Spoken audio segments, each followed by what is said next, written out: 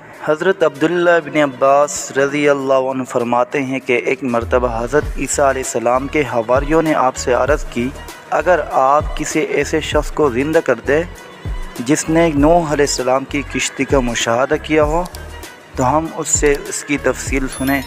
حضرت عیسیٰ علیہ السلام نے انہیں اکٹھا کر کے ایک مٹی کی تودے پر لے گئے، وہاں سے مٹی کے ایک مش بھر کر ارشاد فرمایا، لوگو یہ جانتے ہو کہ یہ مٹی کس کی ہے؟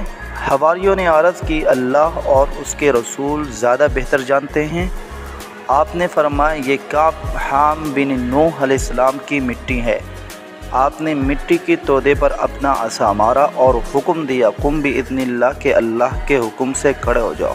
تو اللہ کے حکم سے فوراً ایک سفید بالوں والا شخص اپنے بالوں سے مٹی جھاڑتے ہوئے اٹھ کھڑا ہوا۔ حضرت عیسیٰ علیہ السلام نے اس بوڑھے شخص سے پوچھا، کیا تو اس بڑھاپے کی حالت میں مرا تھا؟ اس نے کہا، نہیں، میرا وصال تو جوانی کی حالت میں ہی ہوا تھا، لیکن ابھی اٹھا تو یوں لگا کہ قیامت برپا ہو گئی، اور اسی ہولناکی کے خوف نے میرے بالوں کو سفید کر دیا۔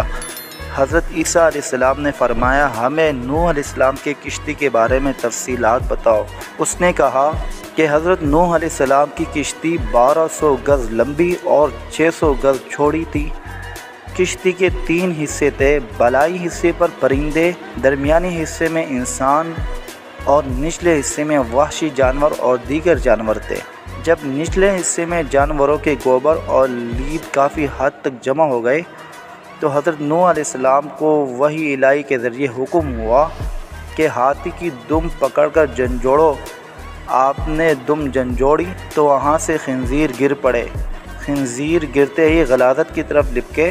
پھر جب چوہوں نے کشتی کی تختوں کو کاٹنا شروع کر دیا تو حکم ہوا کہ شیر کی آنکھ کے درمیان مارو۔ جب حضرت نوح علیہ السلام نے مارا تو شیر کے نتنوں سے بلیوں کا جوڑا نکلا جو چوہوں پر جھپٹ پڑا۔ آپ نے مزید پوچھا کہ بتاؤ، حضرت نوح علیہ السلام کو کیسے پتہ چلا کہ سارے شہر غرق ہو چکے ہیں؟ اس نے تفصیل بتاتے ہوئے کہا کہ حضرت نوح علیہ السلام نے کوے کو بھیجا کہ زمین کے حالات معلوم کر کے آؤ۔ کوے نے جو ہی زمین پر مردار دیکھے تو ان کو نوچنے کے لیے ٹوٹ پڑا، تو حضرت نوح علیہ السلام نے اس کے لیے خوف کی بد دعا کی، اس لیے وہ گھروں سے مانوس نہیں ہوتا۔ پھر کبوتر کو بھیجا، وہ اپنی چونچ میں زیتون کا پتا اور اپنے پاؤں کو مٹی سے آلودہ کر کے واپس پلٹا، تو حضرت نوح علیہ السلام نے اندازہ لگا دیا کہ شہر طوفان الہی سے غرق ہو چکے ہیں۔ آپ نے کبوتر کے گلے میں سب شاخوں کا ہار ڈالا اور اس کے لیے انس و امن کی دعا کی، اس وجہ سے کبوتر انسانوں سے مانوس ہو گیا۔ حواریوں نے عرض کی، یا رسول اللہ، کیا ہم اسے اپنے گھر نہ لے جائیں تاکہ وہ ہمارے ساتھ بیٹھے، ہم سے گفتگو کرے؟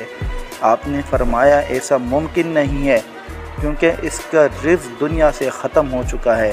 پھر آپ نے اسے حکم فرمایا کہ اللہ کے حکم سے واپس لوٹ جاؤ، تو وہ دوبارہ اپنے ٹھکانے کی طرف لوٹ گیا اور مٹی ہو گیا۔